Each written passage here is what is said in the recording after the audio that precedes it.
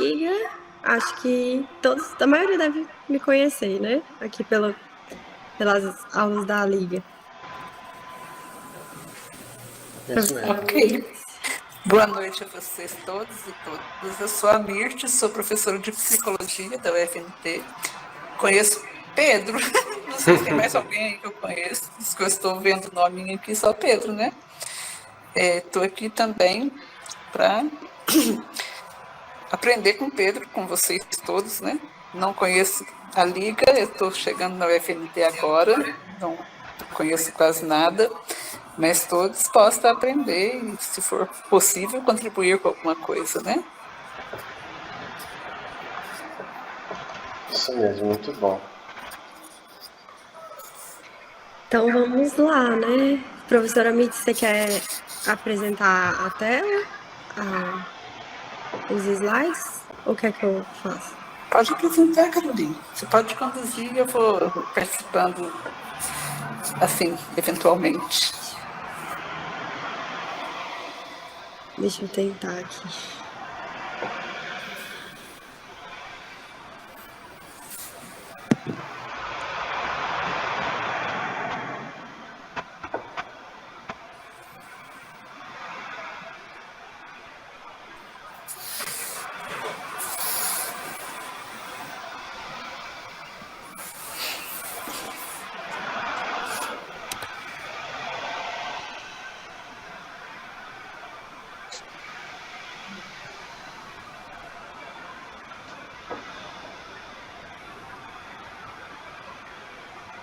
Todo mundo vendo? Sim, professor. Sim, né? Certo, então vamos lá, né? A Liga solicitou essa capacitação, né? Porque vocês vão ter um momento com o PET indígena, né? Da UFNT. E aí vocês precisam dessa capacitação para fazer essa palestra, né? Mas eu acredito que a Liga já está bem a par dos assuntos, né? Dessa questão da campanha do Setembro Amarelo, do suicídio, manejo, né? Como que a gente aborda esse paciente, como que faz esse acolhimento. E a gente vai só reforçar, né, alguns pontos importantes. Essa é uma apresentação da professora Mirtes, né, que ela disponibilizou para a gente, baseada na campanha mesmo da ABP, né, professora Mirtes? Se não me engano, que você tinha comentado. Sim, é todo o material da ABP que tem.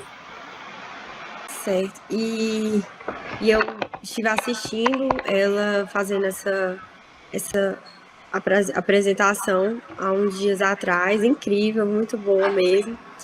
E aí eu tô aqui também só dando uma pequena contribuída, porque ela é muito top, ela vai falar muita coisa pra gente aí. Trazer a experiência que ela tem, ela trouxe uns casos muito interessantes, né, nessa apresentação.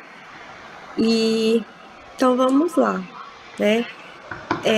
É uma campanha, né, de valorização à vida, né, para a gente tentar informar, aprender, ajudar, informar, né, é sempre assim o ponto-chave das campanhas, né, para que a gente consiga levar essa informação no âmbito da saúde mental. Todos os temas ainda são muito tabu, né? Suicídio é o principal deles. As pessoas têm medo de falar, têm medo de comentar sobre isso. Quando tem um acontecimento desse na família, a família não fala, a família tem esse receio, esse estigma, né? E as pessoas, a sociedade em geral, têm ainda esse assunto como um tabu, né? E a campanha vem aí para que a gente informe, quebre esse tabu e consiga trazer muito conhecimento para que esse assunto não seja uma coisa distante da realidade, né? Porque a gente sabe que os números são altíssimos e cada vez mais eles têm aumentado. Aprender para que a gente consiga ajudar, né? E a gente sabe que quando a gente em vários pontos da rede de atenção psicossocial que a gente se depara com um paciente, são profissionais de saúde que deveriam estar capacitados para receber essa demanda. E a gente sabe que ali também tem muita falha, né, nesse atendimento. Muito por conta desse tabu, da desinformação, da falta de capacitação. Então, se a gente quer informar a comunidade, quer tentar capacitar as equipes que vão abordar esse paciente também e as famílias, né, que estão envolvidas todos nesse contexto. Professora Miss, se você quiser ir acrescentando, pode interromper. Eu não estou vendo ninguém mais, só estou vendo a apresentação agora. Então pode sim. Não, mas você está indo muito bem. Pode continuar e eu faço alguma intervenção assim para entender que é necessário, mas está indo muito bem. Então, como a gente estava comentando, né, o porquê da campanha, né, por conta do assunto do suicídio ainda ser um tabu, o que é importante que as pessoas que estão em sofrimento, em crise, busquem ajuda, né? Então, muitas vezes o indivíduo está em sofrimento, não tem, não está sabendo o que fazer, a quem recorrer, onde buscar ajuda. E aí, onde a campanha pode trazer pelo menos um norte, assim, o que fazer, onde buscar ajuda, quem que eu procuro, qual unidade que eu procuro. E para que a gente também possa conseguir compreender e ajudar, né, de alguma forma. E tentar passar essa mensagem, né, de que viver vai ser sempre a melhor escolha, né. Então, quando a pessoa decide pôr fim à vida, o pensamento constante de suicídio restringe sua capacidade de perceber formas de sair ou enfrentar os problemas. Então, assim, quando a gente fala nesse slide anterior, né, que para que a gente tente ajudar e fazer com que o indivíduo compreenda que viver é sempre a melhor escolha, né, muitas vezes a capacidade de percepção dessa pessoa, ela tá muito alterada, né, e a gente até em discussão, né, se é o livre-arbítrio, se a gente tem que aceitar porque é uma decisão do indivíduo, mas a gente sabe que hoje os transtornos envolvidos, né, os motivos, né, digamos assim, os fatores de risco, eles estão muito associados a transtornos mentais, né, e a gente sabe que muitas vezes esse paciente ele não está com o julgamento, ele não está com o seu juízo crítico preservado, né, e então a gente precisa tentar levar essa mensagem, né, de que ele precisa de um tratamento, que aquela decisão, ele não está pensando claramente, né, digamos que seja um transtorno falando mais alto, e para que a gente consiga devolver essa possibilidade de autonomia desse paciente, né, quando ele estiver com esse transtorno em remissão, né, digamos assim, apresenta rigidez de pensamento devido à intensidade do sofrimento emocional. E pessoas próximas que percebem o problema e se dispõem a ouvi-la de forma ativa, sem julgamentos, podem buscar ajuda especializada para o melhor manejo da situação. Então, quando a gente traz essa campanha à tona, né, e traz essa informação, a gente também está ajudando essas pessoas que estão perto, né, do indivíduo em sofrimento, do indivíduo que está com a ideação suicida, o pensamento suicida. E a gente traz algumas informações que podem abrir um alerta, né, de todas as pessoas que estão ao redor, os familiares, amigos, que eles possam identificar, né, que aquela pessoa está em sofrimento e saber o que fazer, né, que geralmente é a parte mais difícil, o que fazer, né? Então eu estou diante de uma pessoa que não vê sentido na vida e muitas vezes eu só sei julgar, né? Eu não tenho informação, sou leigo e às vezes nem sou tão leigo assim, sou da área da saúde, mas não tenho informação sobre o assunto e a única coisa que eu sei fazer é julgar. Né? Ah, mas sua vida é tão boa, você não tem nenhum problema, você tem saúde, você tem uma família que te ama. E isso vai fazer com que o indivíduo se sinta ainda mais pressionado, mais com aquele sentimento de ser julgado, né, mesmo. E isso, de forma alguma, vai ajudar essa pessoa, certo? Afeta pessoas de todas as raças, culturas, origens, classes sociais, idades, né? No Brasil, a gente tem a quantidade de homens muito maiores do que mulheres, né? Acometidos com suicídio, né? 12% em homens e 5% em mulheres, né? A cada 100 mil habitantes. Então, é um número que praticamente dobra nos homens, né? Mas a gente sabe que as mulheres tentam mais, né? Então, por que essa diferença, né? Porque os homens conseguem mais chegar no êxito e as mulheres que tentam mais o suicídio não chegam tanto no êxito, né? Então, a professora me trouxe uma discussão bem interessante, né, no dia da palestra. Eu queria que você falasse um pouquinho sobre isso agora, professora. Sim.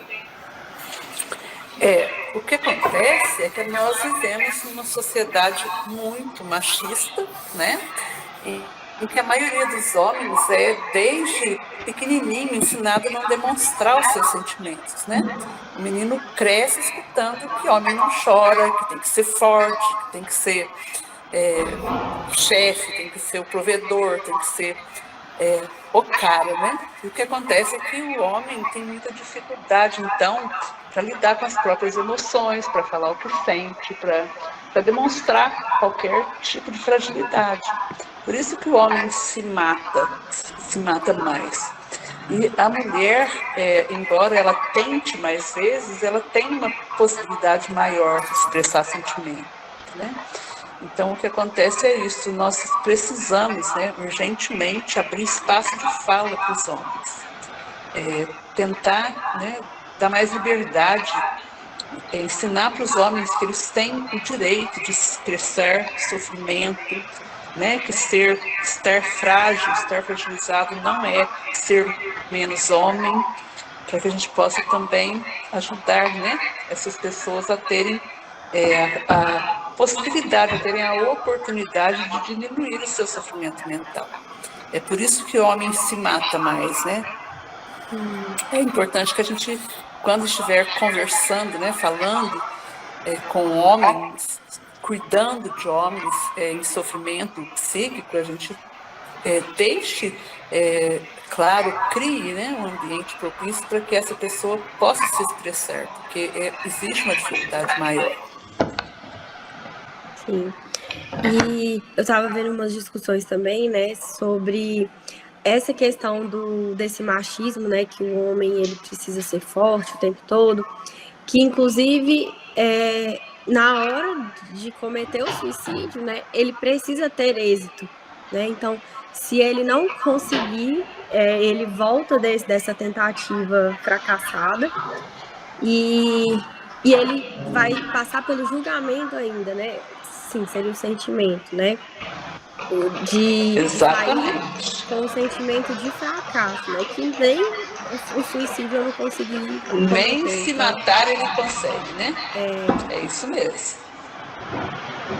E também tem os estudos que mostram, né, os métodos utilizados, né? Que pelas mulheres geralmente são métodos menos letais do que os métodos que os homens geralmente optam, né, no momento do suicídio. Mundialmente as taxas têm diminuído, mas nas Américas aumentaram 17% entre 2000 e 2019. Apenas 38 países têm estratégia nacional de prevenção ao suicídio. E o que é o suicídio, afinal? É o ato de causar a própria morte de forma consciente e intencional, ainda que ambivalente, né? Que é um pouco controverso, essa questão de consciente, né, intencional, usando um meio que acredita ser letal.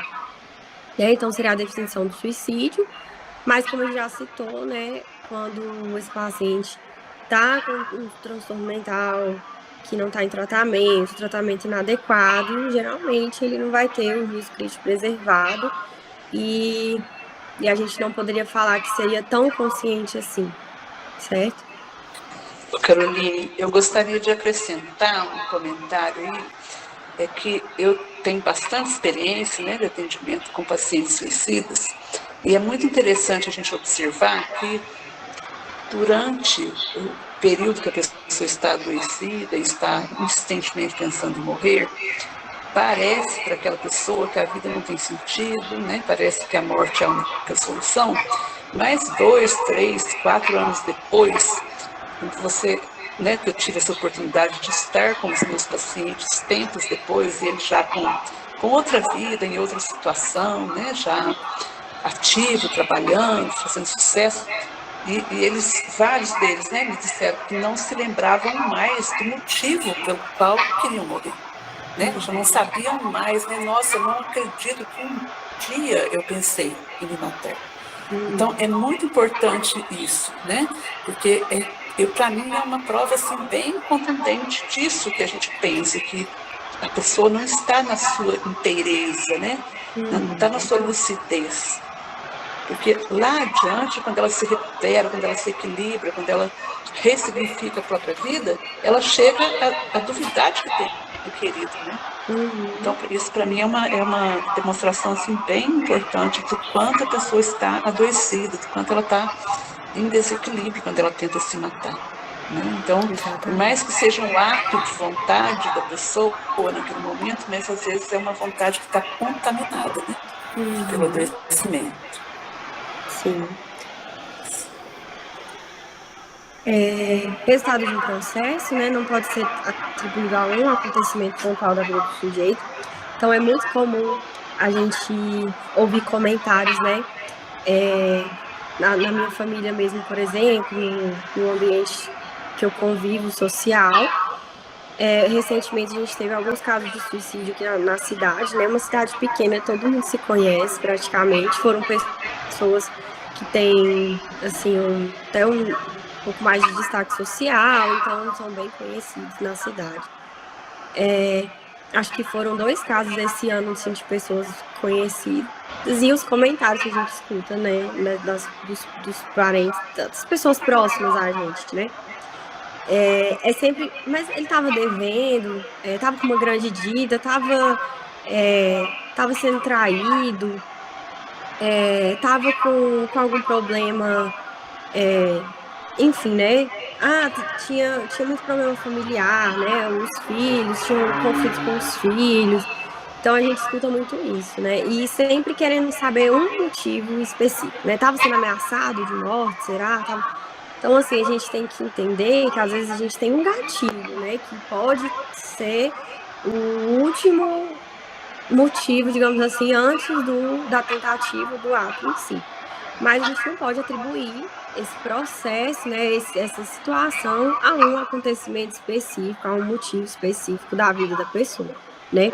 E o principal motivo seria o transtorno, o adoecimento mental mesmo, né?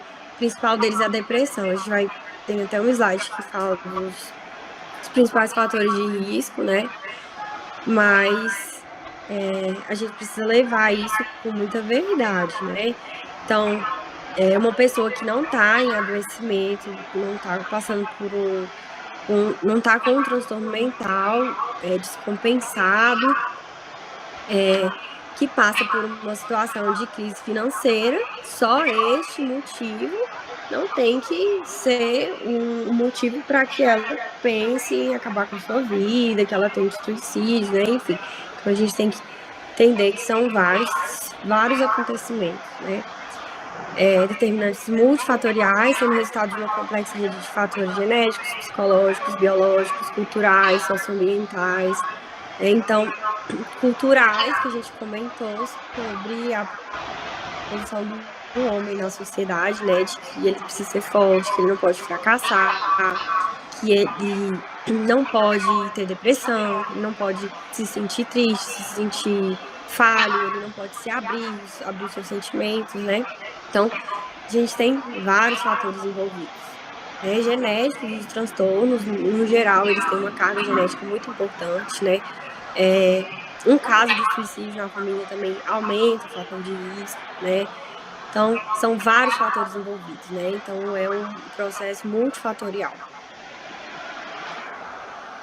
Para que seja possível prevenir, é preciso que os profissionais de saúde de todos os níveis estejam aptos a reconhecerem os fatores de risco, né? Não só os profissionais de saúde, mas as pessoas que estão ao redor daquele indivíduo, que muitas vezes não tem consciência nem dimensão do que está acontecendo, e às vezes alguns sinais, né, podem estar presentes e ajudar e favorecer ali para que a pessoa identifique que o indivíduo está com aquele planejamento, com aquele pensamento, aquela ideação.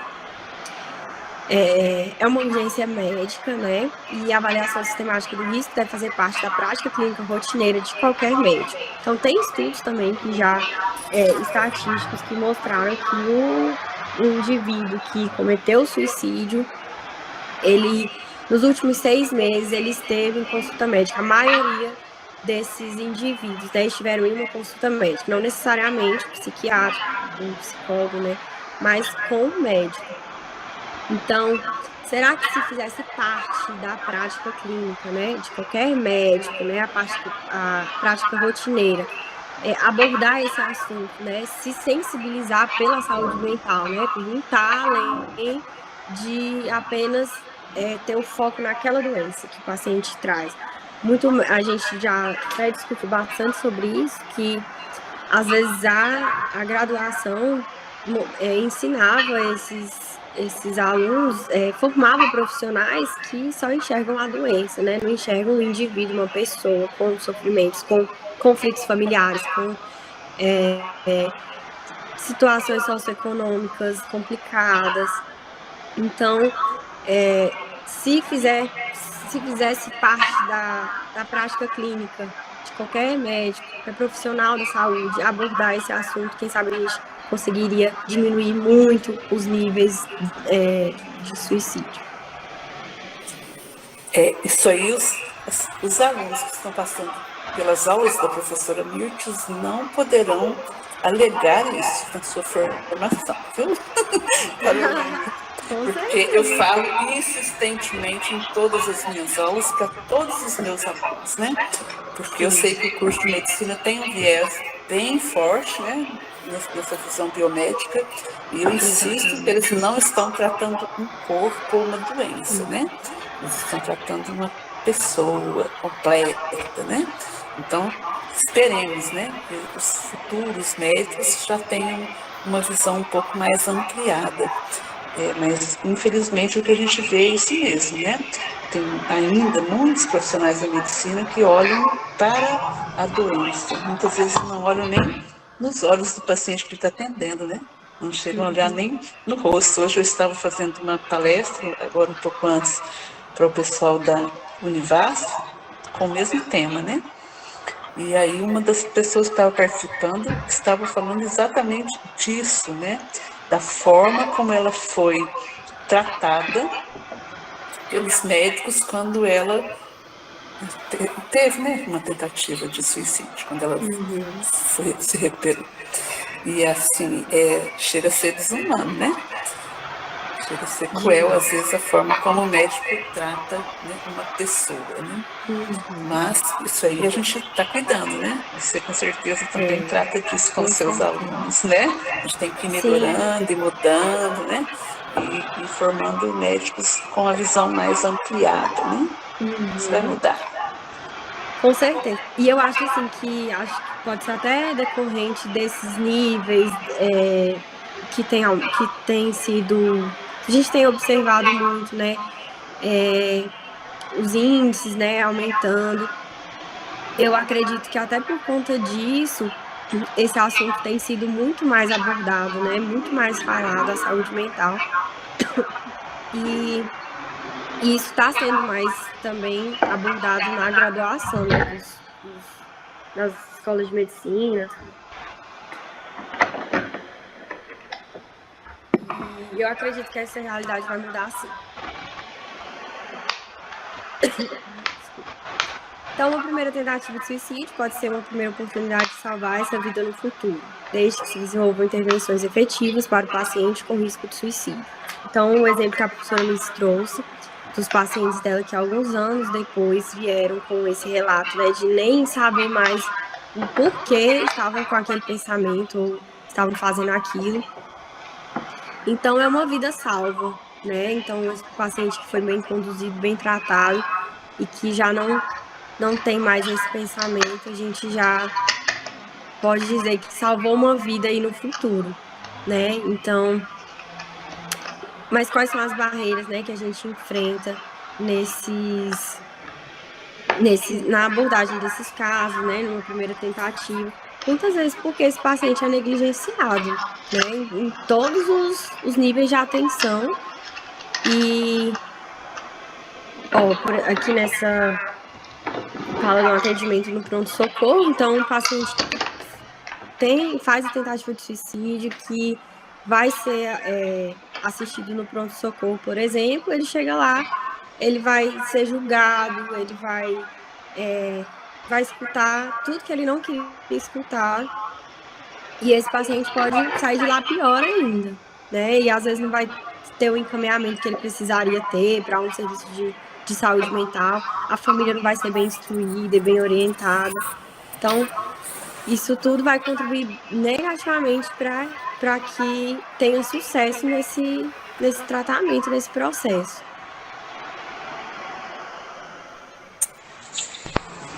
Quer acrescentar, professora? Eu ia comentar que no dia que você assistiu em palestra lá o pessoal lá da Secretaria de Saúde, eu acho, né? Eu comentei, eu tinha fazia 2 dias que eu tinha perdido uma amiga, né, por suicídio, e eu relatei, inclusive, algo que ilustra isso, né? Ela tinha feito uma tentativa anterior, ela tinha tomado medicação, né, em excesso, tentando se matar, e ela acordou na UTI, quando ela se voltou assim na UTI, ela foi muito maltratada pelos profissionais que estavam atendendo, né? E aí, quando ela tentou a segunda vez, ela se enforcou. Então, assim, não deixou nenhuma possibilidade de ser humilhada de novo. Então, eu acho que isso ilustra muito bem. A primeira tentativa, se ela tivesse sido acolhida por esses profissionais de uma forma diferente, se ela tivesse sido assistida, se ela não tivesse sido humilhada, né, tão maltratada, talvez não houvesse a segunda tentativa. E é disso que a gente está falando, né? Infelizmente, ainda existe muita rejeição, ainda existe muita punição, né? Incrivelmente por parte dos profissionais de saúde, né? Porque numa UTI estão trabalhando quase que exclusivamente profissionais de saúde, né? É o único lugar do mundo onde uma pessoa que se recupera de um suicídio deveria ser maltratada, né? Com certeza.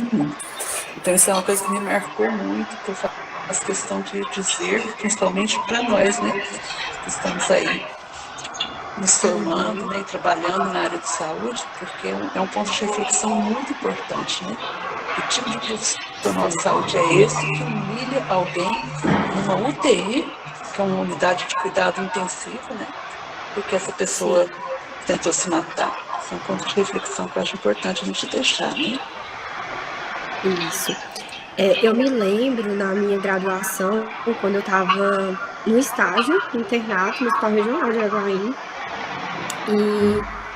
E eu lembro que um dia lá no pronto atendimento chegou uma paciente jovem, acho que 15 anos, de uma tentativa de suicídio. Tomou vários comprimidos de uma medicação.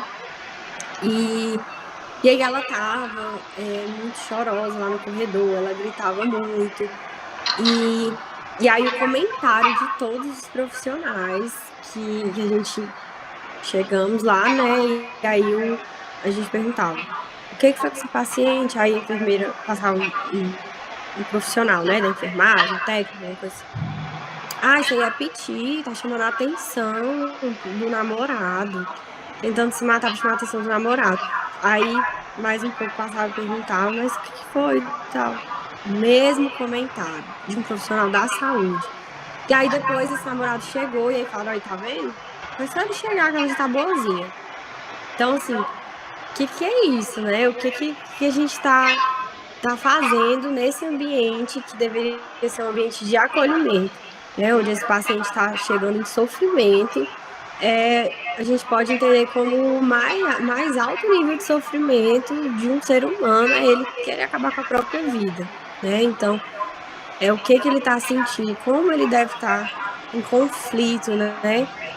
E ele chegar num ambiente em que ele acha que ele vai ser acolhido, ele está sendo julgado por todo mundo. Exatamente, esse exemplo que você traz é contundente, né? É bem isso mesmo, a gente tem que refletir muito, né? O tipo de profissional de saúde a gente quer ser, né? E quanto a gente está contribuindo para que essas pessoas realmente se matem. Quando a gente está lutando pela vida, né? A gente se forma para cuidar das pessoas, né? Não para ajudá-las a se sentirem pior, né? Exatamente. Muito. E as barreiras para a gente identificar o risco suicida, né? Os tabus, mitos religiosos, né? Que é histórico isso, né? Que o suicídio era visto como um pecado. Medo e vergonha de falar abertamente sobre esse tema, que é de saúde pública, né? O suicídio visto como um pecado até hoje, ele é visto como um pecado, né? Em vários contextos religiosos. Eu acho que eu dei uma aula dessa uma vez e tem uma época, eu não me lembro bem disso, né, que eu tô falando, mas que era inclusive um crime, né, e a pessoa, tipo, ela era punida, que ela tinha que pagar como se fosse uma multa, que cometesse o ato do suicídio, mas assim, quem vai pagar essa multa, né, depois que o suicídio foi concluído? Mas era um crime, né? Sim. E a questão do pecado, né? Vai ser uma barreira na identificação quando o paciente às vezes tem vergonha de falar sobre isso, que ele está inserido num contexto religioso, mas muitas vezes isso pode ser um fator protetor também, né? Quando a gente fala da questão religiosa, a gente tem muitos pacientes que chegam falando que já pensaram, já planejaram, já tentaram, mas que não tem coragem porque acredita que vai para o inferno, né? E que isso é o que o impede de cometer, enfim, né? Então, medo e vergonha de falar abertamente sobre o tema é o mais comum de todos, né? Então, as pessoas têm vergonha de falarem que faz um tratamento psiquiátrico, ainda mais que vai cometer um suicídio, que pensa em tirar a própria vida, né? E eu tive uma paciente essa semana que ela comentou sobre isso, que ela estava sofrendo muito, né? Já tinha pensado em suicídio e estava sentindo muita angústia. E aí, quando ela ia olhar pro contexto que ela estava inserida, para a vida dela, isso angustiava ainda mais, porque ela não encontrava nenhum problema real na vida dela. Então, o trabalho dela estava ok, a família dela estava ok, todo mundo com saúde, ela estava com saúde, tinha um filho que estava com saúde, estava tudo perfeito com as crianças. E isso deixava ela ainda mais angustiada e se cobrando, né? Por que eu estou assim? E eu não tenho nem coragem de falar isso pra ninguém, que eu tô assim, porque eu olho, não encontro motivo disso e sei que vou ser julgada, né? Se eu falar. Então, a dificuldade de buscar ajuda, né? E muitas vezes pela desinformação, o indivíduo não sabe aonde buscar ajuda também, né? E tem o medo de ser julgado. Já tentou uma vez, chegou lá no pronto atendimento, foi muito julgado. Vou procurar ajuda onde? Eu já tenho. A quantidade de suicídios diminuiu, né? Ela não aumentou, quer dizer, a frequência era grande já, só que não se falava. Agora a gente está falando, né? Os mitos sobre o comportamento suicida, né? É uma decisão individual, de livre-arbítrio, falso, né? Como a gente já comentou, são vários fatores envolvidos. O paciente, apesar da definição do suicídio ser uma prática consciente, né? A gente sabe que esse paciente ele não está com o seu julgamento preservado com esse livre-arbítrio para decidir isso, né?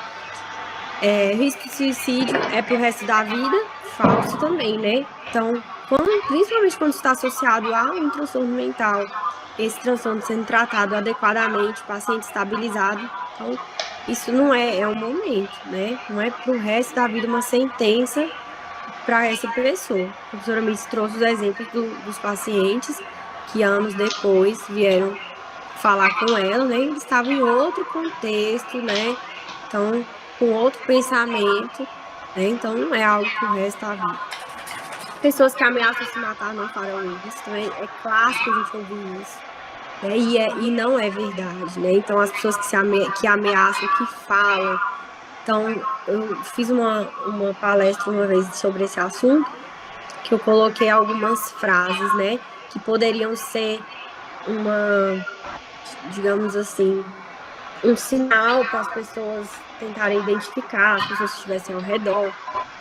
Por exemplo, aquelas pessoas que falam, comentam numa roda de conversa, eu não estou vendo mais sentido para isso, eu tinha vontade de sumir. Eu já ouvi vários familiares meus, inclusive, falando isso. E quando eu não tinha conhecimento do assunto, né, depois que eu comecei a estudar, eu me lembrei que eu já ouvi uma tia minha, por exemplo, falando, há muitos anos atrás, que ela tinha vontade de sumir. E aí ela falava assim, eu tenho vontade de sumir, só pegar um rumo assim, sumir, nunca mais voltar. Então, assim, por trás disso aqui, por que ela quer sumir? Deixar todo mundo, abandonar a família? Então, será que tem algum sofrimento aí por dentro? Né? E isso pode ser o primeiro passo de uma ideação suicida, né? Então, pessoas que ameaçam, a gente precisa ligar o alerta, né? E ofertar um lugar de fala para ele, ofertar a escuta, né? Então, por que ela tá falando isso? Por que tá ameaçando? Então, isso precisa ser levado em consideração, muito. Se a pessoa estava deprimida e falava em suicídio, melhorou, o risco já passou. Né? Então, isso é falso também. A gente sabe que não vai ser uma sentença da vida inteira, mas é um fator de risco a pessoa que tinha a ideação suicida ou a tentativa prévia, né? Então, precisa de um acompanhamento, né? Ela pode ter recorrência desse pensamento, desse desejo, né? Enfim.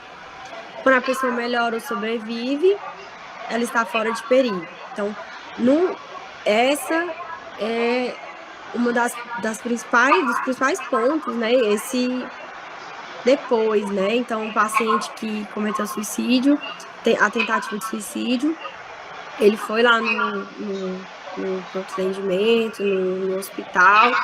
Geralmente, lá, eles vão dar o foco clínico desse suporte, né? Então, se a tentativa foi cortou os pulsos, então vai chamar o profissional, por exemplo, cirurgião vascular, para fazer a abordagem, enfim, e depois que fez o procedimento, a pessoa vai para casa. Não está certo, né? Então, esse paciente, ele já tem que ser encaminhado para o serviço de saúde mental para acompanhamento, né? Então, no próprio meio hospitalar mesmo, ele já deveria ser assistido por uma equipe de saúde mental, psiquiatra, psicólogo, certo? Falar sobre suicídio aumenta o risco também não é verdade, né? A gente tem falado muito sobre isso, inclusive por isso a gente traz essa campanha, né? Pra gente tentar, pelo menos durante o mês de setembro, falar muito sobre isso, né? E a gente sempre também traz esse assunto que a gente não tem que falar sobre isso só no mês de setembro, né? Muita gente critica a campanha porque fica muito restrito ao mês de setembro, a mobilização dos órgãos, do governo, né? Enfim, para esse assunto. A gente sabe que muitas vezes é muito limitado ao mês de setembro, né? A gente estava até na campanha agora desse ano, planejando, traçando um fluxograma de atendimento a esses pacientes, né? Um atendimento imediato, que às vezes a gente não tem esse acesso no SUS para o paciente, que sempre demora, precisa de um encaminhamento, tem que passar por uma regulação, né? Enfim. E aí a gente estava sendo traçado esse planejamento de um fluxo. E aí, também já no momento lá desse pensamento, dessa discussão, já estava bem desenhado que esse fluxo ia ser só para o mês de setembro. Então, assim, a gente já vê o tanto que é falho, né? Mas se pelo menos em setembro a gente conseguir atingir um público, alcançar, ajudar alguma pessoa, isso já é positivo, né? Então, precisamos falar sobre esse assunto muito e muito mais. É proibido que a mídia aborde o tema suicídio falso, né? Mas recentemente inclusive esse tema foi bem público, assim, saiu nas redes sociais, enfim, sobre algumas coisas que eram proibidas, né, de suicídio. O que é proibido, o que não é interessante. A gente colocar cartas de pacientes que cometeram suicídio ou que tentaram suicídio, a carta de despedida, fotos, né? Então, esse tipo de conteúdo não é interessante ser abordado, né? Isso pode ser um gatilho. Mas falar sobre o assunto, como a gente está falando aqui, isso é muito positivo, muito interessante. E tem muito a contribuir, né? E a gente precisa falar sobre isso. Então, principais fatores de risco, a tentativa prévia, né, vai ser um dos grandes fatores de risco, dos mais importantes isolado, né, e é 5 a 6 vezes mais chance do paciente tentar novamente o que já tentou uma vez, né, aproximadamente 50% dos que se suicidaram já haviam tentado antes, certo? Então, é algo que precisa ser levado em consideração. A pessoa que chega para profissional, né, para o médico, psicólogo, e tá com uma ideação suicida, e ela tem um relato de que já tentou uma vez, então isso precisa ser levado em consideração, e esse paciente, ele já vai ser classificado como de moderado a grave, certo? Quer acrescentar alguma coisa, professor? Não, tá, ok, pode. Então, doença mental, né, também os principais fatores de risco. Não. Então, quase todos os suicidas tinham uma doença mental não diagnosticada ou não tratada ou tratada de forma inadequada, né? Então, cai naquele assunto que a gente falou, que o paciente não vai ter o juízo crítico preservado para decidir ou não sobre isso, né? Então, na grande maioria dos casos de suicídio tem a ver com transtorno mental, né? Que ou ele não está tratando ou está tratando da forma errada, ou ainda não foi diagnosticado, né? Então, quais seriam esses transtornos principais, né, que a gente mais chegam no desfecho do suicídio? Depressão, transtorno bipolar, alcoolismo, a dependência química, os transtornos de personalidade e esquizofrenia. Aqui a gente tem um gráfico, né, que mostra esse número, né, os transtornos de humor, né, depressão, transtorno bipolar, eles vão chegar a 36%. Então, é um número muito considerável, né? Transtorno relacionado ao uso de substâncias, 22%. Então, aí a gente já pega mais da metade dos casos, né? Então, isso aqui, eu sempre falo que ele serve para mostrar para a gente que são causas evitáveis, né? Se esses pacientes forem tratados, tiverem um manejo adequado, esses casos são evitáveis e a gente pode diminuir muito o número de suicídio, certo? Então, principais fatores de risco, desesperança, desespero, desamparo, impulsividade, né? A desesperança pode persistir mesmo após a remissão dos outros sintomas. A impulsividade em jovens, aliada à desesperança e abuso de substância, então significa uma alta letalidade. Então, a gente sabe que os jovens geralmente são mais impulsivos, né? Então, se a gente tiver isso aliado ao abuso de substâncias, por exemplo, já é um caso moderado a grave, né? Então a gente já precisa ficar em alerta, com alerta maior. A idade, né, também vai ser um grande agravante, né? Tem tido um aumento entre jovens do número de suicídio. humor deprimido, abuso de substâncias, problemas emocionais, familiares e sociais, história familiar de transtorno psiquiátrico, rejeição familiar, negligência, abuso físico e sexual na infância. A idade, né, a gente tem um número muito significativo em idosos também, né? Também entra em fatores de risco, né? Um desses motivos, né? Doenças crônicas, a diminuição da atividade, da capacidade nas tarefas de vida cotidiana, né? O sentimento de estar dependendo da ajuda de outras pessoas, né? Enfim. Quer falar um pouco sobre isso, professor? Ou a gente vai passando? A próxima tela tá aí. Os idosos. Tá. Abuso físico e sexual na infância tem sido algo muito significativo também. Eu tenho pegado paciente demais com histórico de abuso. Isso tem até me assustado. E eu até comentei essa semana que a gente se reuniu, você e a Sara, sobre a população indígena, né? Que os alunos vão fazer a palestra no PET indígena.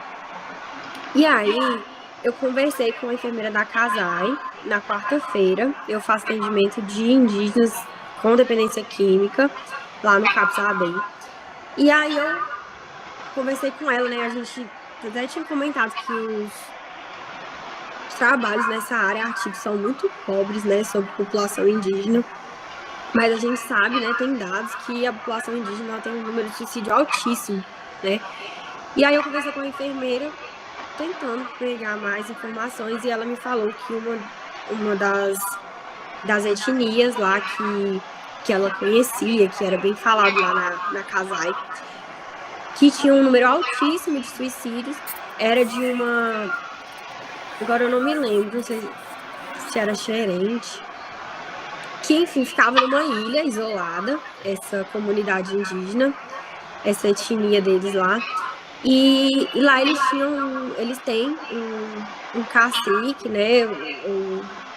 Tem um cacique e que eles fazem um ritual com as crianças e adolescentes, que é a portas fechadas, ninguém sabe o que acontece lá dentro, não pode se falar o que aconteceu lá dentro, e fica o cacique junto com um jovem lá, uma criança ou um adolescente.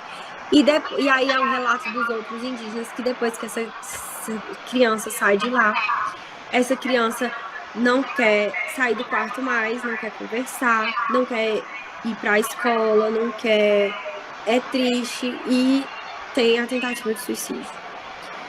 E aí saiu esse comentário de que esse boato de que esses caciques-chefes das tribos estavam abusando sexualmente dessas crianças. E ela falou que não acontece só nessa aldeia, lá principalmente, mas em várias outras também.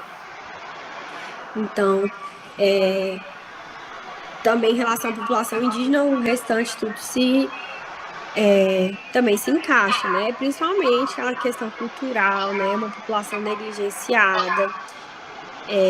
Muitas vezes a gente ouve falar, né, que os indígenas têm muitos direitos e que muitas leis não se aplicam a eles, mas a realidade é muito diferente, né? Por exemplo, os pacientes que eu atendo, a partir do dia 20 do mês, não vem nenhum paciente mais, porque não tem gasolina lá no polo que assiste aquela aldeia para trazer eles, né? E eles chegam totalmente carentes mesmo de tudo, do básico, de alimentação. Quando não tem medicação na unidade, eles não conseguem comprar. E eu, inclusive no início, né, não sabia. Falava, mas vocês recebem verba, vocês recebem auxílio. Por que você não está comprando a medicação? Não, a gente não recebe nada disso, não. Quem recebe é o cacique, ou então os coordenadores, né, do polo, enfim, e esse dinheiro não chega na gente. Então, isso aí pode estar contribuindo muito para esse nível considerável. A dificuldade de acesso à saúde, né, também, por vários fatores. E o aumento do uso de substâncias nessa população também. Tem sido um número muito considerável mesmo. né? Então, os próprios pacientes vêm relatando e os profissionais que trazem esses pacientes que esse número de uso de substâncias na população indígena tem aumentado muito, muito, muito.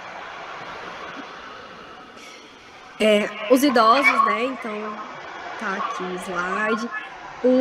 Vários motivos, né? Perda de parentes, do cônjuge, solidão, existência de enfermidades degenerativas e dolorosas, né? Está dando muito trabalho à família ser um peso.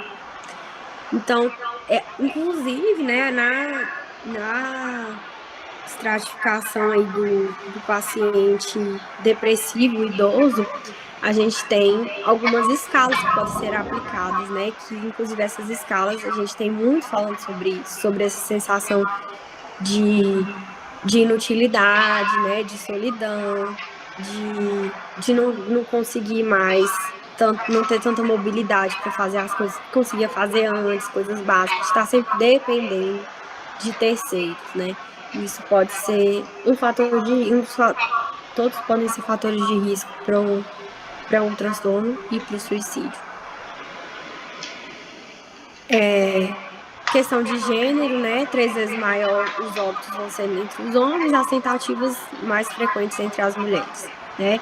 Isso, alguns estudos trazem por causa dos métodos, né? Nas mulheres utilizarem métodos menos letais e do homem precisar ter o êxito, né? E doenças clínicas não psiquiátricas também, né? Câncer, HIV, doenças neurológicas, cardiovasculares, hematológicas. Então, um diagnóstico deles pode ser também muito determinante, né? Um risco.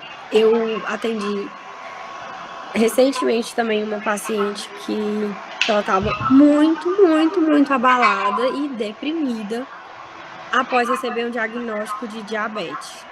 Então, ela já era hipertensa, mas sempre acompanhava a família inteira diabética.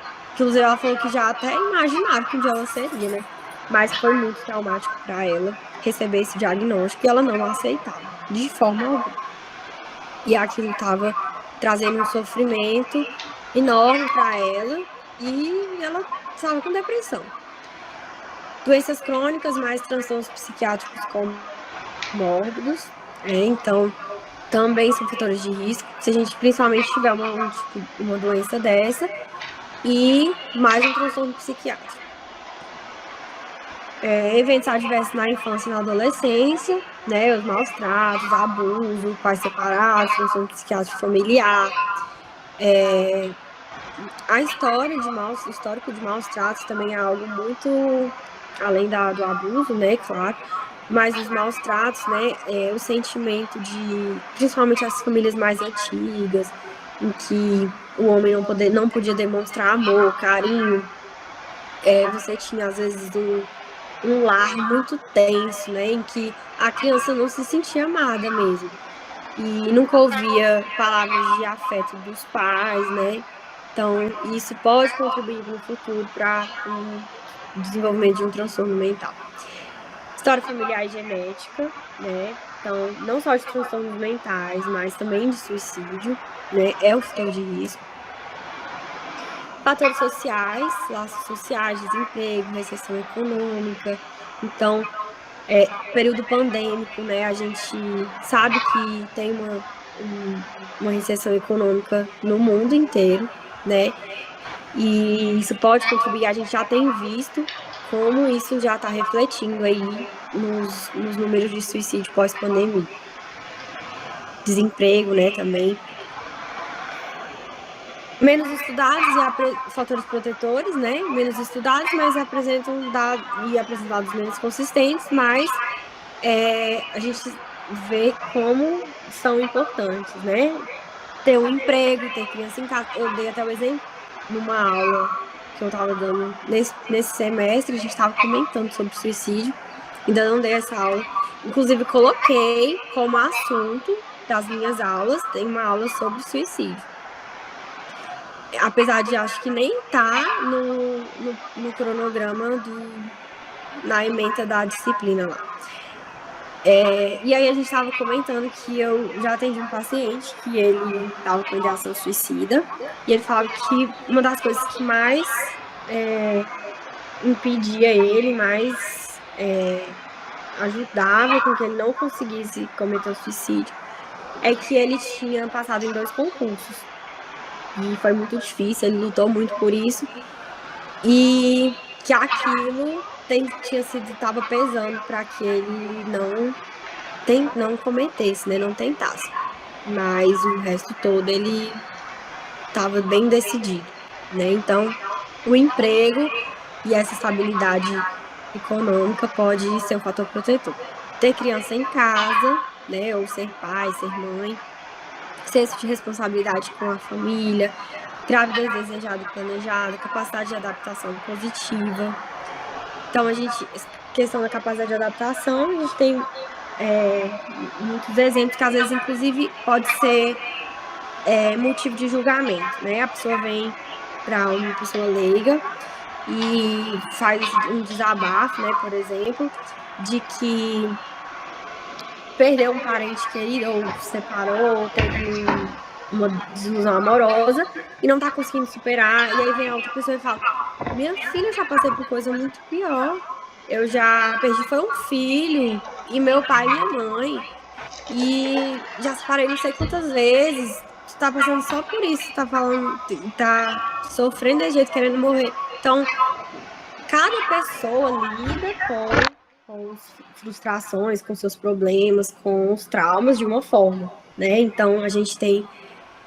Isso é muito, muito real, né? E aí, às vezes, é motivo de julgamento desse tipo de comentário que não ajuda, né? Pelo contrário, atrapalha muito. Então, essa capacidade de adaptação, muitas vezes, ela pode ser um fator protetor, certo? Autoestima elevada, bom suporte familiar, laços sociais bem estabelecidos com família e amigos, então uma rede social, né?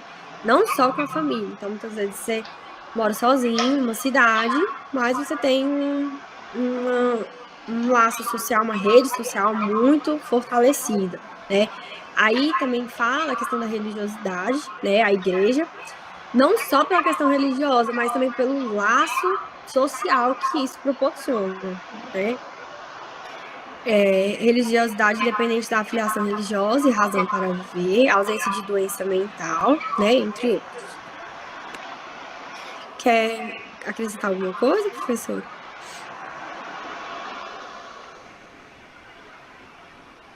Então, vamos lá. Pode continuar? Oi? É que eu tinha feito só gesto, aí resolvi ativar o microfone e falar que tá ok. Pode continuar. Ah, tá. Eu não tô vendo vocês. Então, a avaliação e o manejo, né? Então, vamos lá para resolução disso, para o suporte, né? Então, identificação do risco, avaliação clínica periódica. Então, identificar o risco é a primeira coisa que a gente precisa fazer, né? Não tem como prever quem vai se suicidar, somente estimar o risco, certo? E a gente tem alguns critérios para isso. Inclui entrevista clínica e a coleta de dados junto a terceiros, né? Características psicopatológicas, ambivalência, impulsividade e rigidez. Então, o funcionamento mental gira em torno de 3 sentimentos: intolerável, inescapável, interminável. Quer acrescentar alguma coisa aqui, professora? Então, isso aí está falando do funcionamento mental da pessoa que você está avaliando, né? Uhum. Então, a pessoa vai demonstrar, vai dar sinais, né, de que ela está tendo esse tipo de sentimento, né? De alguma coisa ou de algumas coisas que para ela são intoleráveis, né? Ou situações que ela considera que ela não vai conseguir escapar daquilo, ou o sofrimento que para ela parece ser interminável. Então, quando você vai atender, quando você vai avaliar essa pessoa, você tem que buscar identificar esse tipo, né? Como que está o sentimento daquela pessoa em relação a várias coisas, para que você possa ver se ela tem esse tipo de percepção, né? Se ela está sentindo que alguma coisa é impossível de ser resolvida, se ela está numa situação que para ela parece sem saída, né? Isso é um indicador importante de risco de suicídio, né? Essa questão da ambivalência, da impulsividade, da rigidez também, às vezes você faz uma consulta com alguém ou você vai conversar com a pessoa, mas você não se preocupa de fazer perguntas, né? Você não se preocupa de investigar isso. Ou você não cria um espaço de fala para a pessoa que permita que você possa verificar. Então, a gente tem que estar sempre com esses pontos, né, na mente quando você está conversando, quando você está investigando o risco de suicídio, né? A questão da rigidez, por exemplo, é uma coisa que muitas vezes a gente atribui ao jeito da pessoa ser, né? Ou às vezes não dá muita atenção para isso, porque a impulsividade é mais fácil de você perceber, né? Já a rigidez não é tanto assim. Às vezes a pessoa mais introspectiva, a pessoa mais calada, então você não explora muito isso, mas é uma coisa que também pode ser bem importante, né? Só queria chamar a atenção para isso, né? Principalmente para essa questão dos sentimentos aí, que às vezes também a gente passa batido, né? Mas é bem importante tentar identificar se a pessoa está vivenciando sentimentos com essas características aí, principalmente essas três. Aí, distorção da percepção da realidade, né? A gente tem que identificar isso na entrevista, né? Por exemplo, se essa pessoa está dando uma importância muito maior para uma situação, né? E como a gente tem comentado, né? A questão de um rompimento de uma relação, e isso está sendo o grande, digamos assim, grande motivo de tudo isso, desse sofrimento. Então, a gente vê que essa realidade ela não está tão fiel, né? Tá distorcida. Então, a pessoa está colocando toda a sua vida em função daquele acontecimento, né? Avaliação negativa de si mesmo, do mundo e do futuro, né? A gente precisa identificar isso. Medo irracional, preocupação excessiva. Então, tudo que tiver exagerado, né? A gente já pode desconfiar que tem um transtorno por trás disso. Futuro sombrio, sem perspectiva, ausência de planos, ideação suicida, né? Então, sempre tem que ser perguntado, né? O que a pessoa perspectiva no futuro, né? Então, aquela pessoa que também já chega e fala, não, eu não me vejo daqui a tantos anos, eu não tenho nenhuma ambição, não planejo. Para mim tá tudo bom do jeito que tá, a gente precisa já ficar alerta com isso também. O indivíduo saudável não interpreta nenhum evento como devastador o suficiente para justificar sua morte, né? Então, acabei de comentar a questão de uma situação em si na vida do indivíduo, se ele não tiver com adoecimento, um sofrimento, um transtorno mental, um evento específico, isolado, não vai ser suficiente para justificar uma decisão como essa, certo? Então, por isso a gente precisa ter isso como um alerta, né? Se isso está fazendo com que a pessoa pense em desistir de tudo, então a gente precisa entender que deve ter um transtorno envolvido. O que deve ser considerado, né? A doença mental, história pessoal e familiar do comportamento suicida, suicidabilidade, características de personalidade, né? Então, a questão da personalidade, tudo que a professora Mitz comentou, né? Se é uma pessoa mais impulsiva, se ela vai ser mais isolada, tem uma personalidade de ter uma rede social mais carente, né? Ela não socializa tanto. Então, tudo isso precisa ser considerado, né? Tanto na avaliação como no manejo, né? Uma pessoa que ela não vai ter um suporte familiar, além de ser um fator de risco, no manejo a gente precisa pensar em outras medidas, certo? Fatores estressores crônicos e recentes, fatores sociais e demográficos, presença de outras doenças. Então, tudo precisa ser avaliado. Como a gente vai abordar esse paciente? Saber ouvir, entender as motivações subjacentes, né? Então, escutar, né? Ofertar um espaço de escuta para esse paciente sem julgamentos. Sempre que o paciente falar em suicídio, investigar e dar atenção especial, né? Sem julgamentos. Saber investigar e abordar a suicidabilidade. Identificar o tratamento prévio e transtorno psiquiátrico existente quando é. Então, como a gente falou, se esse paciente identificou um transtorno, tem que tentar identificar se ele está fazendo tratamento e se o tratamento está sendo adequado. Abordar o tema com cautela, gradualmente, avançando apenas quando indicado. Então, as 3 últimas perguntas, né, que a gente vai ver no próximo slide, são feitas a depender dessas 3 primeiras. Então, falar com cautela, né, sem que esse paciente se sinta intimidado, né, e a gente vai avançando à medida que a gente vai entendendo que ele está ficando à vontade, né, e que cabem essas perguntas para serem feitas. Então, você tem planos para o futuro, né? Então, como se a gente começasse de leve, aos poucos, rodeando, né? Sondando o que esse paciente vai te falar. Então, tem planos para o futuro? Não. A vida vale a pena? Você acha que vale a pena viver, que tem sentido, que compensa? Acho que não, né? Não sei. Então, se a morte viesse, seria bem-vinda, né? Você... muitas vezes chega um paciente que fala assim, eu gostaria de morrer, mas eu não tenho coragem, né? Eu não queria me matar, eu não quero. Eu já cheguei muitas vezes por conta da religiosidade, né? O paciente fala, eu já cheguei inclusive a pedir para que Deus me levasse, me desse uma doença bem grave, que eu morresse e fosse rápido, certo? Então, as outras perguntas, né? Você está pensando em se machucar, se ferir, fazer algum mal contra você mesmo, morrer, né? Então, a gente vai sondando, mas a gente também não precisa ter medo de perguntar diretamente e abertamente. Tem algum plano específico para morrer, para se matar, para tirar sua vida? Então, primeiro a gente pensou se ele está pensando, a gente perguntou se ele está pensando, e depois se ele já tem um planejamento. Se ele já tentou suicídio alguma vez.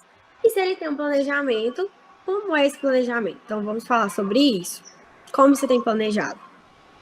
Com uma corda, enfim, esse paciente vai falar, né? Não tenho pensado em me matar com uma arma de fogo. Você tem acesso a essa arma? Qual seria essa arma? Como você vai conseguir essa arma? Não, eu tenho essa arma em casa. Então, a gente já vai identificar algumas formas de abordagem dessa situação. A gente precisa afastar esses métodos do paciente. Então, é importante saber se ele tem algum plano, meios para praticá-lo, né? Se deve buscar o maior número de informações possíveis a fim de conseguir estabelecer um nível de risco de suicídio para a pessoa que está correndo. Aqui está um barulho, está atrapalhando? Vocês estão ouvindo? Porque tem muita gente aqui. Eu vou até pedir para... Está atrapalhando? Tá dando para compreender, professora. Tá não, professora. Tá. Tá tranquilo. Deixa eu só pedir aqui. Pessoal, calmar os ânimos. Tranquilo, professora, sem problema. Então, a avaliação vai permitir classificá-lo em risco baixo, risco médio e risco alto. Né? O risco baixo, a pessoa teve alguns pensamentos suicidas, mas não fez nenhum plano. Então, em alguns momentos, ela pensou que seria melhor que a vida dela acabasse, mas não chegou a planejar, a pensar nos métodos, né? Enfim. Como a gente vai manejar esse paciente? Acolher, compreender, amenizar o sofrimento, né? Então, abrir esse espaço de fala, facilitar a vinculação do sujeito ao suporte e à ajuda possível ao seu redor, tratamento de transtorno psiquiátrico, se for o caso, e se não houver melhor, encaminhar para o especialista. Então, basicamente, acolher essa pessoa, né? E tentar essa ajuda da rede de suporte dele, né? Aqui a gente fala do manejo no risco médio, para a gente mobilizar a família, mas eu acredito que já seja válido isso no risco baixo, né?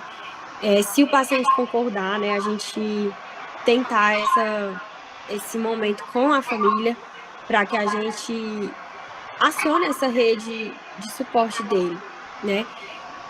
Quer acrescentar alguma coisa, professora Mendes? Não, na minha prática, eu ajo assim também. A única coisa que eu considero é assim, a relação dessa família com esse paciente. Isso, Porque exatamente. Às vezes a família dependendo, né? adoece mais, né? Exato. Dependendo dessa relação, você abordar nesse momento pode não ser produtivo. Ao contrário, né? Se tem uma relação conflituosa, se a família não tem assim uma forma mais adequada, se o relacionamento ali não é muito bom, pode ser ruim você fazer isso. E se o risco é baixo, dá para a gente primeiro fortalecer o paciente, trabalhar mais a questão dele, né, da segurança interna dele, tentar trabalhar ele quando o risco é baixo, dependendo da condição, né? Agora, se esse risco é baixo, mas você sente uma vulnerabilidade muito grande, ou se ele tem uma relação familiar que eu entendo que é possível, aí sim eu comunico com a família, sim. Agora, é caso a caso, sabe, Carolina? Não tem uma regra geral, não. Sim. Vai depender muito do paciente mesmo. Isso. É igual essa questão de caminhar para o especialista, né? De acordo com a realidade que a gente vive, né? Na minha opinião, o risco baixo ele já deveria ser abordado por um especialista, né? Um psicólogo, um psiquiatra. Porque a gente vê o tanto que é falho essa abordagem no profissional de saúde em geral. Né? Então, um profissional que não tem capacitação, não tem capacidade, geralmente, o que a gente vê, para abordar um paciente como esse. Então, seria também o mundo ideal se a gente tivesse esse acesso, né, a esses profissionais especializados. Eu não tenho experiência com a saúde pública. A minha prática é só no meu consultório particular. Então, eu sempre encaminho para um psiquiatra, sempre. Eu sempre indico que o meu paciente procure um psiquiatra. Mas eu sei que na saúde pública essa realidade é diferente. E, assim, eu recebo muitos pacientes que foram atendidos por clínicos ou até por outros especialistas, né? Que percebem ali uma questão, acho até interessante porque tem médicos de outras áreas que percebem uma questão psicossomática e mandam procurar um psicólogo. Interessante isso, né? E aí, quando eu identifico nesses pacientes a necessidade, eu peço para procurar um psiquiatra, né? Essa é uma situação mais confortável para mim, porque, em geral, é uma pessoa que pode, ou tem um plano de saúde, ou tem uma condição de procurar, né, um psiquiatra, que é o ideal mesmo, porque esse preparo realmente é significativo. Aí o risco médio, a pessoa tem pensamentos e planos, mas não pretende se suicidar imediatamente. Como que a gente vai fazer o manejo, cuidado com a segurança no espaço de atendimento, contrato terapêutico de não suicídio. Eu vi alguns trabalhos, algumas discussões sobre esse contrato terapêutico, né? Que eles estavam falando que isso já estava caindo por terra, que não era interessante fazer. Se você quiser até comentar sobre isso, Nitz. Mas, assim, geralmente eu faço esse contrato de não suicídio com o paciente. Como que é isso, né? Então, durante o atendimento, geralmente, se você não for optar pela internação desse paciente e vai fazer o acompanhamento ambulatorial, você vai reavaliar esse paciente, digamos, amanhã, ou com 7 dias, com 5 dias, com 3 dias. Então, até o dia da reavaliação, você faz um combinado, pega na mão do paciente, vamos fazer um contrato aqui, que você não vai tentar suicídio até a gente se ver novamente. Então, você não vai tentar nada. Enquanto isso, a gente vai tentando as medicações, vai fazendo tudo que foi combinado, até o dia que a gente se encontrar novamente. Próximo consulta. E geralmente isso é muito eficaz, né?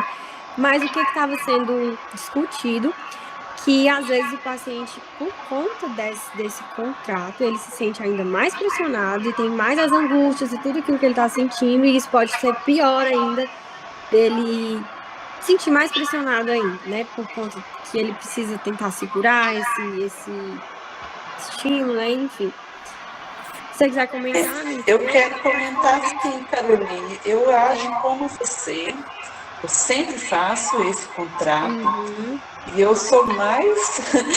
Talvez seja até um pouco mais radical, porque eu falo para a pessoa, né? Antes de se matar, fala comigo. Né? Comprometa-se que você não vai se matar sem falar comigo. Se você conversar comigo e ainda assim quiser se matar, você se mata. Mas me promete isso. E geralmente o paciente aceita esse compromisso porque me parece que na mente dele é uma segurança para ele, é algo assim, né? Se eu estiver muito desesperado, eu vou poder contar com esse apoio, com essa fala, né? Então, de alguma maneira, isso dá para ele alguma segurança. E o que acontece? Isso traz uma responsabilidade, né, para ele. Traz para mim também, que eu tenho que estar disponível, né? E muitas vezes ele pode querer se matar às 2h e eu tenho que estar, ali disposta a atender, né? A responder a mensagem ou atender uma ligação. Então, isso é uma coisa que traz responsabilidade demais para o profissional, mas é uma responsabilidade que eu assumo, né? E eu acho que é bacana fazer isso porque dá uma responsabilidade para o paciente também. Se você tem um vínculo terapêutico forte e bom, se o paciente confia em você, isso é muito saudável. Essa questão de se sentir pressionado, eu acho que pode acontecer quando o vínculo terapêutico não é tão adequado. Se não for um vínculo terapêutico bom, aí o paciente pode achar que é mais um problema que ele tem. Né? Mas aí, isso aí vai muito da relação terapêutica, é muito difícil você avaliar. É muito subjetivo, né? Isso é uma coisa. Você pode fazer isso com o seu paciente porque você tem uma boa relação terapêutica com ele a ponto de sentir confiança em fazer isso. Se você não tivesse uma boa relação com o seu paciente, você não se sentiria à vontade para fazer isso, entende? Para fazer isso. Então, eu acho que o profissional que tem esse tipo de preocupação é porque ele não tem esse vínculo terapêutico que dê a ele essa confiança. Eu acho que é uma coisa assim, muito pessoal. Eu faço esse contrato, eu tenho colegas assim, que trabalham em algumas linhas da psicologia que fazem esse contrato, inclusive, por escrito. A linha que eu atuo não me indica fazer isso. Eu faço verbal, né? Um contrato verbal, olho no olho. Eu gostei dessa coisa que você falou, que você, né, pega assim na mão do paciente, porque isso dá uma formalidade, isso dá uma firmeza. Eu faço também esse contrato como um significado bem emocional mesmo, que eu acho que que acontece quando você pega na mão, quando você olha nos olhos, né? É super válido e para o paciente tem um efeito psicológico muito bom, né? Agora, se ele vai sentir pressão, se vai se sentir mal, se vai ser mais um motivo para ele se matar, é porque esse vínculo não está bem estabelecido. E aí, nesse caso, eu concordo, pode ser sim, que ele se mate também por isso, entendeu? Porque já não está... Assim, esse vínculo já não está sendo saudável para ele, então vai ser uma pressão por isso, né? Porque tem alguma coisa nesse vínculo aí que não está bom para o paciente, mas em geral, se o vínculo é bom, o contrato é ótimo. Eu acho uma ótima opção. Eu, no geral, a pouca experiência que eu tenho, é muito positivo, né? Esses casos que eu faço esse contrato terapêutico sempre deu certo e depois que eu vi, foi inclusive, já tem um tempo que eu vi sobre isso, acho que foi na campanha no ano passado, eu assistindo uma live, uma capacitação, nem lembro o que era, que falava sobre isso, né? E aí que isso já estava caindo por terra. Não se faz mais contrato de suicídio. E eu fiquei assim, gente, não faz, mas eu vou fazer, porque isso não faz mais, essas coisas assim, a gente tem que muito pela nossa experiência, pela nossa prática, pela nossa forma de trabalhar, porque por mais que a gente tenha, né, a regra, tem o técnico, tem o manual, mas a gente desenvolve o próprio manejo, a própria forma de ser, né? Por isso que a gente tem diferenciais, né? Cada profissional é único, né? E se você entende que na sua prática o contrato terapêutico dá um resultado positivo, não tem nenhum motivo para você abandonar. Certamente dá porque você faz bem feito. Dá certo porque você faz bem feito. E eu ainda tentei depois também, fiz esse teste de me atentar a perguntar, né, como que ele tinha se sentido quando a gente combinou de fazer esse contrato. Você se sentiu pressionado, né, no retorno? De forma alguma. Foi, assim, inclusive um combustível que algumas vezes que esse pensamento passou na minha cabeça, eu lembrava, mas eu combinei com a doutora que eu não vou fazer isso. Perfeito, olha que você fez. Foi um apoio, né? Isso, aí vou aguentar Foi um mais 2 dias e apoio. vou E contar. tem prazo marcado, ele sabe que vai estar com você Exatamente. novamente. Então, assim, é muito positivo. Eu não concordo com isso, que Eu é também não concordo. uma pressão, não. Né? A gente não tem que aceitar tudo que alguém pensa que é, né? A gente tem que ver Exatamente. na realidade da gente o que acontece. É bem isso. Eu indico sim encontrar. Eu também acho muito legal. Aí, continuando o manejo, investimento nos possíveis fatores protetivos de suicídio. Então, se pessoa, todos aqueles fatores de risco, de proteção que a gente comentou, tentar investir neles. Então, como a gente já vai ter avaliado quais são esses fatores, se o paciente tem ou não, os que ele tiver, a gente vai tentar investir nisso, né? Mobilizar a família e amigos no acompanhamento do paciente. Então, como a professora Mitz falou, às vezes essa família tem contribuído para o adoecimento desse paciente. Então, vamos tentar acionar essa rede de apoio, né? Quem poderia de fato apoiar essa pessoa, né? Então, se a família for um problema, né? A gente tenta outra rede, né? A igreja, o suporte social mesmo. Eu dei uma palestra dessa naquele Rotary Club, e é bem bacana assim, o suporte social que eles fazem também, né? A ideia de um grupo, de uma família, né? Enfim. Então, que não tem relação com igreja, né? Com religiosidade. E, e, e pode ser muito positivo também, né? A gente acionar esses grupos e essa rede.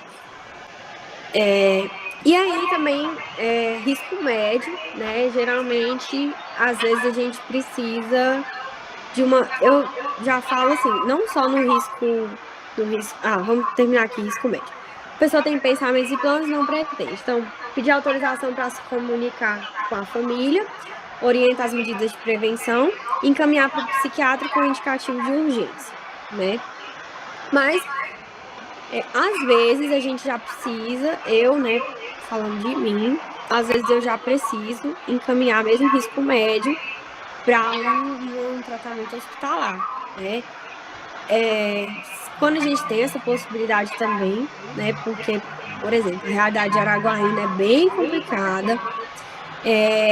No hospital particular a gente não tem suporte psiquiátrico nenhum.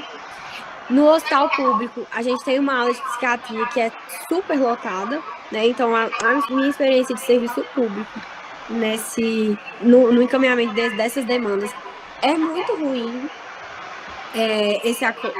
O acolhimento, a gente conseguir vaga. Muitas vezes o paciente é risco médio. O hospital não quer, mas, por exemplo, ele não tem uma rede familiar. É um paciente em situação de rua, a gente pega muito lá. Já não seria risco médio, né? Já seria risco alto. Mas muitas vezes eles não querem, eles têm a vaga e eles não querem receber esse paciente. Então, eles querem que a gente acolha lá no CAPS, em regime de 24 horas, né? O paciente ficar lá por uns dias, né? Internado, né? Digamos assim, para que a gente faça esse manejo, não é o ideal, né? E risco alto, a pessoa tem um plano definido, meios para fazê-lo, planeja fazê-lo prontamente, tentou suicídio recentemente, apresenta rigidez quanto a uma nova tentativa, tentou várias vezes em um curto espaço de tempo. Então, tem um plano definido, tem os meios, e principalmente se ele tem o fator de risco, que é uma tentativa prévia, então um risco alto, o paciente precisa ir para o ambiente hospitalar, certo? Então, nunca deixar a pessoa sozinha, total cuidado com possíveis meios, realização de contratos de não suicídio, contato com a família, se for o caso, providenciar a internação. Eu acredito que não, na minha prática, né? Em todos os casos, eu acho que devem ser internados, né, esse paciente. Ou contato com o serviço de urgência, ambulância, pronto-socorro, psiquiátrico de preferência. Porque o cenário ideal, eu já até, numa capacitação que eu fiz, uma psiquiatra falava que ela era bem militante da desinstitucionalização, que o paciente ele tinha que ser hospitalizado em último caso, e inclusive risco de suicídio alto para ela, às vezes não era o último caso. Para mim, eu já acho que o paciente precisa ser internado. E ela falava que ela já fez isso no consultório particular dela, por exemplo, paciente com risco muito alto de suicídio. Ela fez um acompanhamento ambulatorial e ela ia todos os dias na casa desse paciente. Então, ele estava internado em casa, né?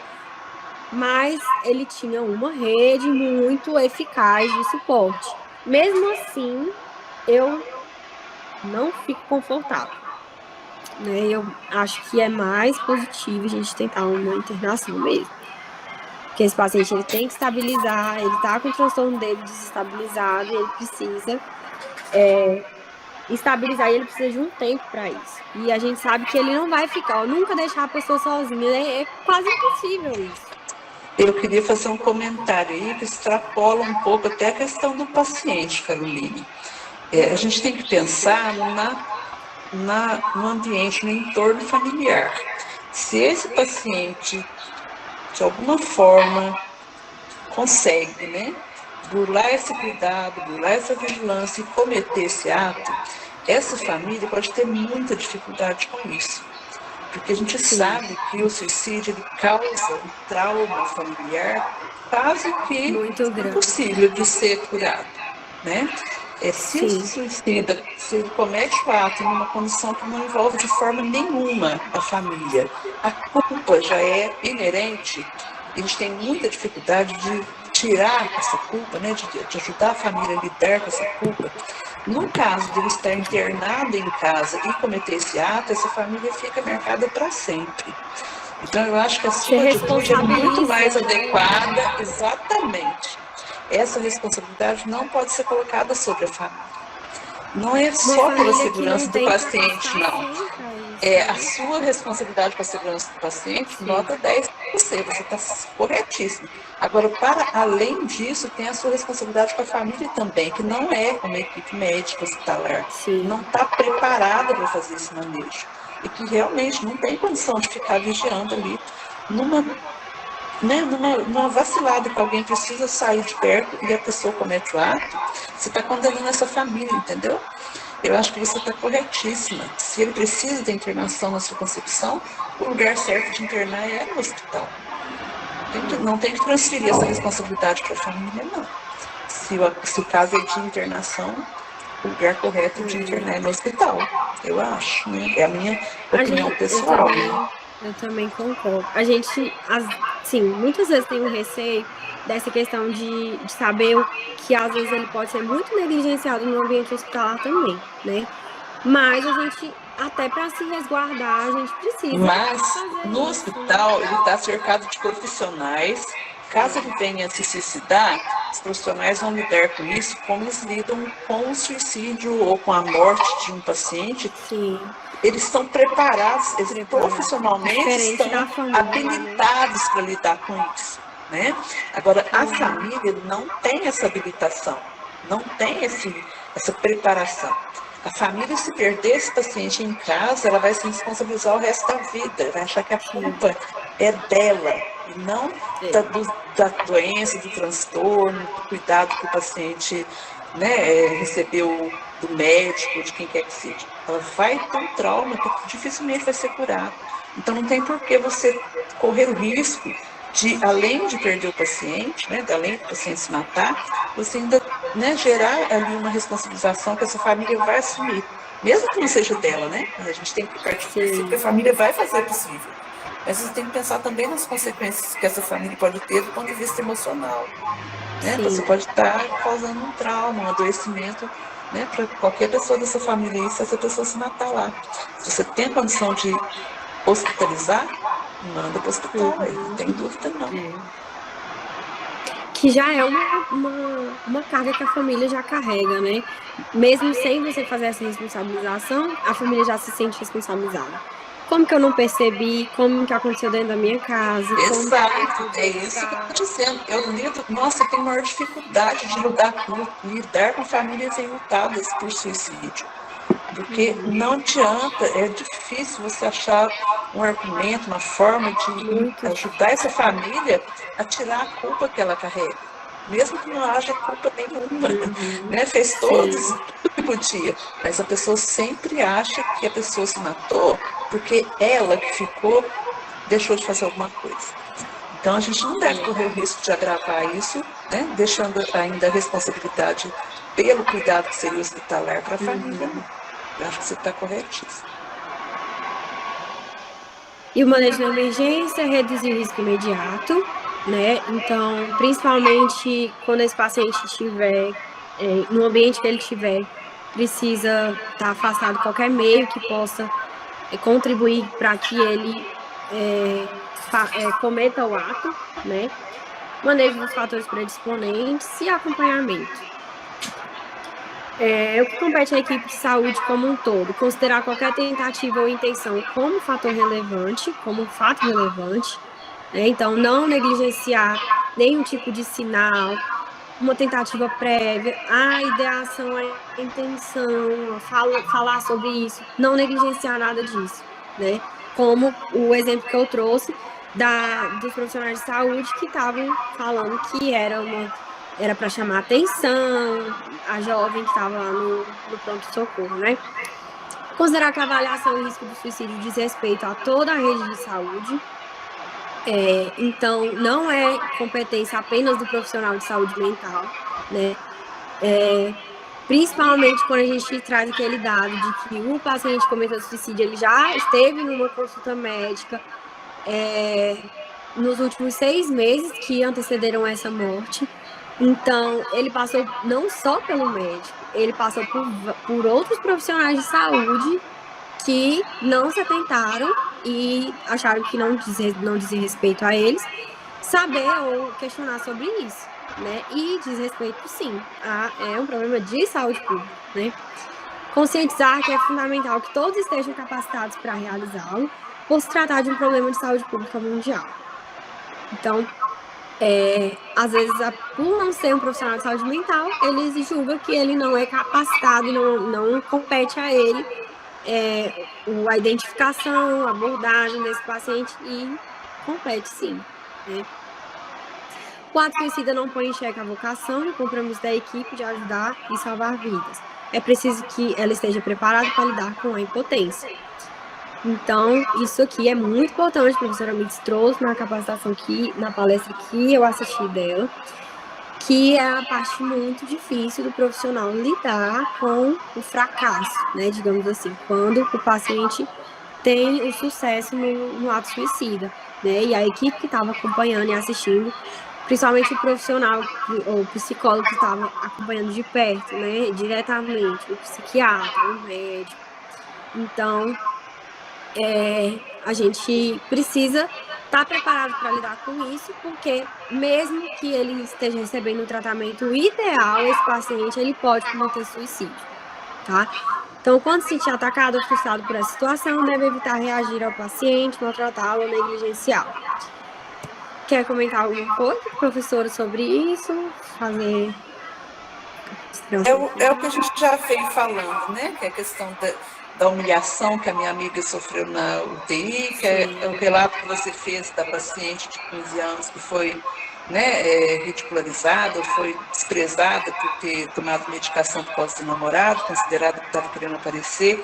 Esse tipo de coisa que você relatou e que eu relatei demonstra exatamente uma equipe que não está preparada para lidar com a frustração, com a impotência, com a falta de capacidade. São pessoas que não estão não estão exercendo, né, a sua profissão com a competência que deveriam, com o preparo que precisariam ter, com a maturidade, com o respeito, né? Então, são pessoas que, se essa paciente morre, se essa pessoa não consegue salvar, né, esse suicida, provavelmente vão ficar frustrados e vão, né, atribuir alguma responsabilidade ou vão ficar magoadas, né? São pessoas que provavelmente não vão conseguir lidar com a própria impotência, né?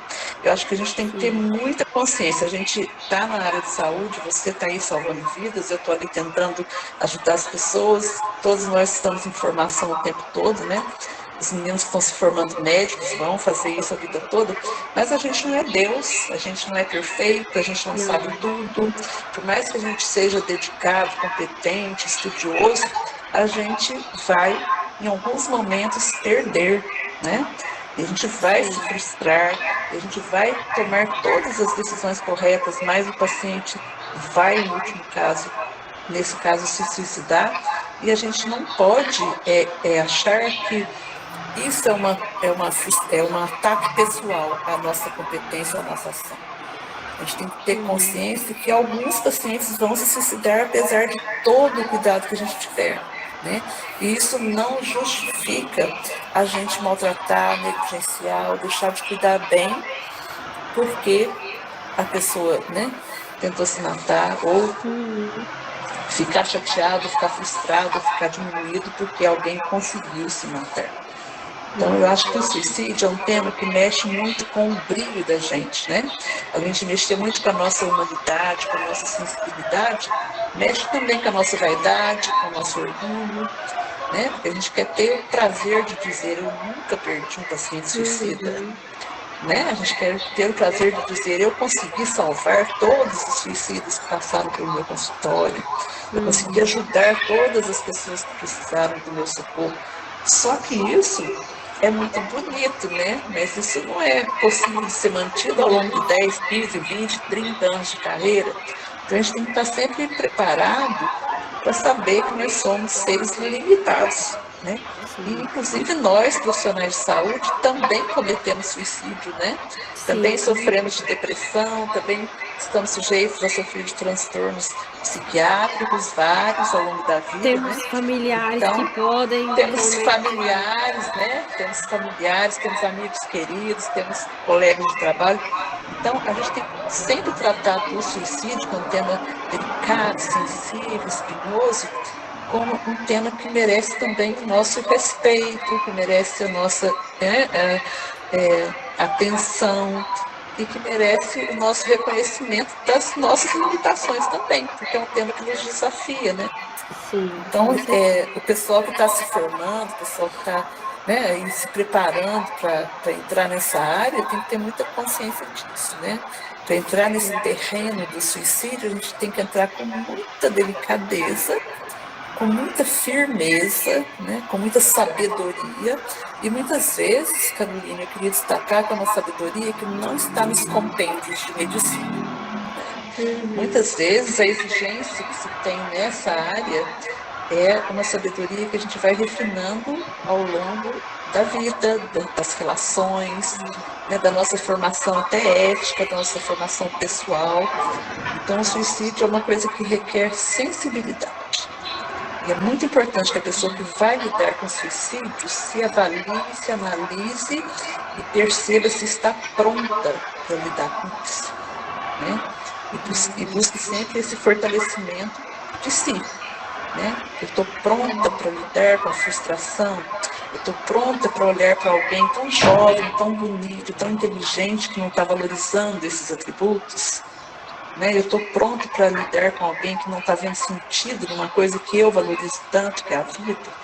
A gente tem que estar sempre assim buscando se questionar e se fortalecer, porque é um tema que realmente é espinhoso e é exigente. Mas também é fascinante, porque fala a verdade, quando você vê um paciente seu se recuperar, se estabilizar, muito gratificante. desejar viver plenamente, não tem coisa melhor, né?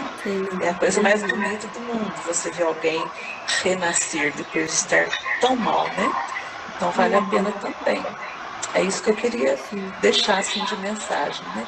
Para todo mundo que está aí querendo lidar com essa coisa do suicídio, né? É desafiador, mas é compensador também. É verdade. Muito obrigada, professora. Alguém quer falar alguma coisa? Quer fazer alguma pergunta?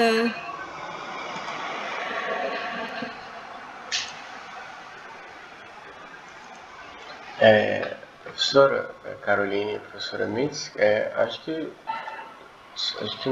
aqui no chat não vi nenhuma pergunta. Queria agradecer a vocês por virem aqui explicar isso pra gente e tal.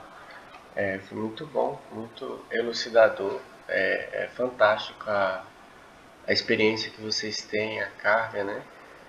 Os colegas que porventura não puderam comparecer, tá sendo gravado, né? E aí ele tava pedindo o link já, e eu tipo, calma, não acabou ainda. Agradecer vocês por terem vindo, ajuda muito a gente e realmente era necessário esse momento, assim, que teve muitas coisas aqui que eu realmente não sabia, assim, de perspectiva mesmo. Que bom, gente. Que feliz. Giovana, só um minutinho, eu quero falar para a Giovana que eu reconheci você, viu? Que eu falei que só tinha o Pedro de meu aluno aqui. E depois eu vi que ela levantou, olha ele aqui, levantou a mãozinha lá. Estou te vendo aí, viu, Giovana? Que bom que você está aí. No coração. Então é isso, né, Beleza, gente? obrigado, viu, gente? Espero que vocês estejam agora capacitados para a palestra do PET indígena. Eu sei que estão, vocês já são muito bons e qualquer coisa estamos à disposição. No dia, eu acho que a professora Mix vai tentar participar, né? Isso. Também. Eu não sei se eu vou conseguir. Ó, meu fone já tá caindo. Lembra Que dia que vai ser a palestra, Pedro? Que dia que vai ser, Carolina? Só para eu marcar já na minha agenda aqui. Eu acho que é 28, não é? 28, que horário? Eu não tenho certeza. Não sabe? Depois passa. Depois faz favor, pede para ela me passar. Ela pode até ter passado, mas eu não registrei. Aí só me passa para eu tentar, porque se eu não anotar, memória não grava. Beleza. Pode deixar que eu vou pedir para ela te passar assim, professor. Então tá, professora. Muito obrigado. Então tá. Obrigada, boa noite, bom final de semana. Até mais, tchau, tchau. Qualquer coisa estamos à disposição. Obrigado.